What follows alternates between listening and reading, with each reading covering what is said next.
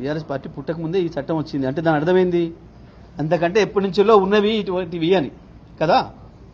మొదలుపెట్టిందే Congress party మార్చడాలని Janata పార్టీని కూలగొట్టి party మార్పిచ్చి Janata పార్టీని కూలగొట్టి చరణ్ సింగ్ గారిని తీసుకోవడం మొదలుపెట్టిన కానించి ఇప్పటి వరకు భారతదేశ చరిత్రలో అత్యంత ఎక్కువ పార్టీ ఫిరాయింపులను ప్రోత్సహించింది కాంగ్రెస్ పార్టీ. ఆ తర్వాత బీజేపీ వచ్చిన తర్వాత మధ్యలో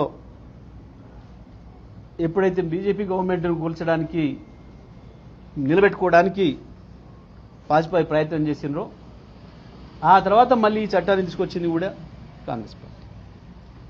ఎక్కడ బీఆర్ఎస్ పాత్ర లేదు దీంట్లో.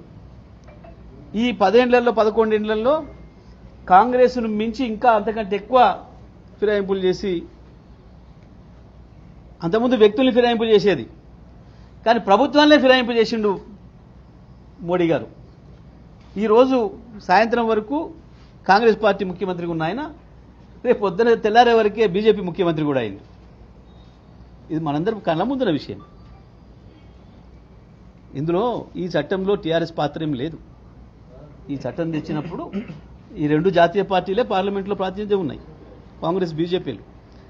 ఈ దేశంలో ఇట్లాంటి ఏమైనా జరిగినాయి అంటే దానికి పూర్తి బాధ్యత కాంగ్రెస్ బీజేపీ 2 పార్టీలది.